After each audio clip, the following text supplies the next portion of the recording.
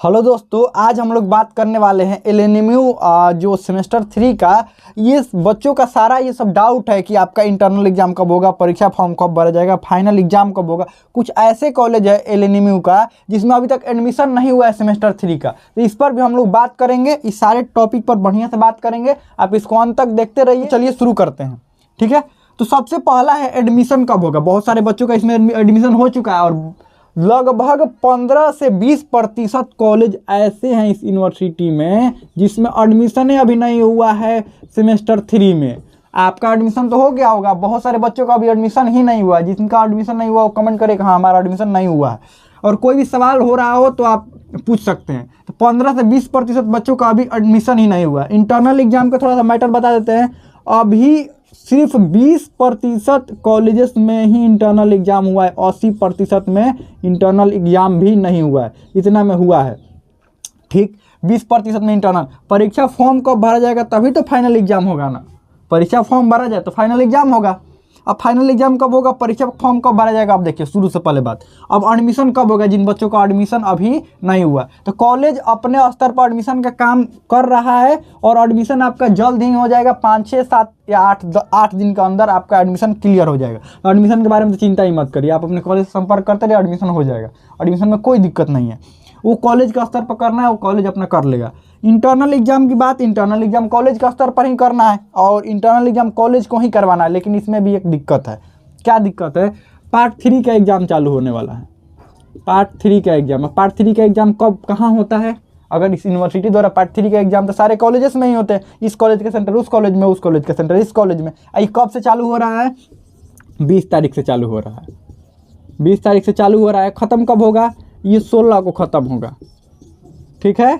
16 को ख़त्म होगा। 20 तारीख से चालू होकर 16 को ये ख़त्म होगा एग्ज़ाम।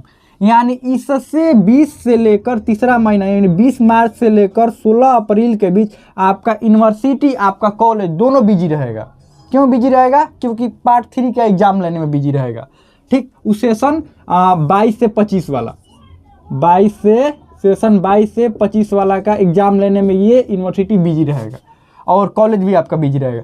अगर 20 तारीख से पहले आपका इंटरनल एग्जाम कॉलेज में हो जाए, क्योंकि बहुत सारे कॉलेज ने इंटरनल एग्जाम ले लिया है, 20% कॉलेज, 80% का बाकी है। तो अगर हो जाए इंटरनल एग्जाम आपका कितना 20 तारीख से पहले तो ठीक, क्योंकि कॉलेज अपने स्तर पर लगा हुआ है। नहीं तो 20 तारीख के बाद आपका कॉलेज क्या हो जाएगा, बिजी हो जाएगा। तो इंटरनल एग्जाम कहाँ से ले पाएगा? इसका एग्जाम लेगा, सेंटर इसका होगा कि आपका इंटरनल एग्जाम लेगा।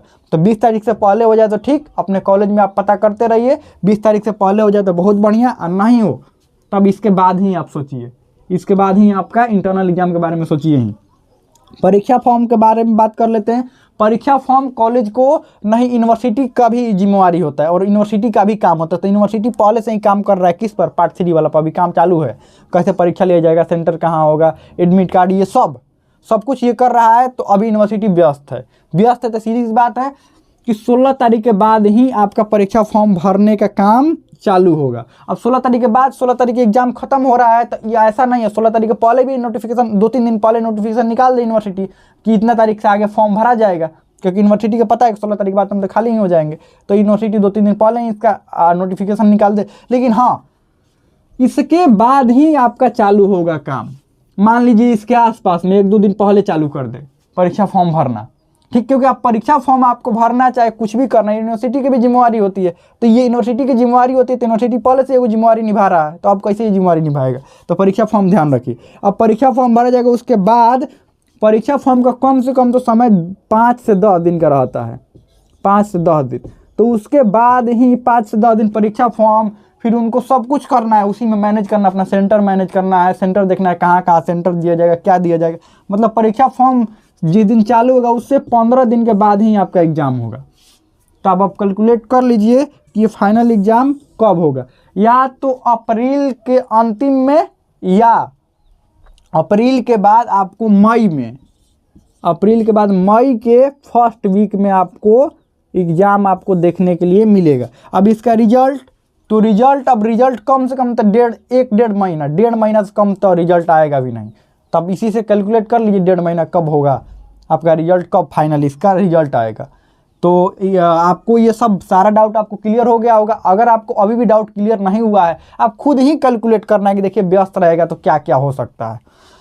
तो देखिए, अगर आपको इसमें अभी भी कोई डाउट हो, कोई क्वेश्चन है, तो आप कमेंट में पूछ सकते, इसमें कोई भी डाउट हो, कोई भी क्वेश्चन हो, आप कमेंट में पूछ सकते हैं।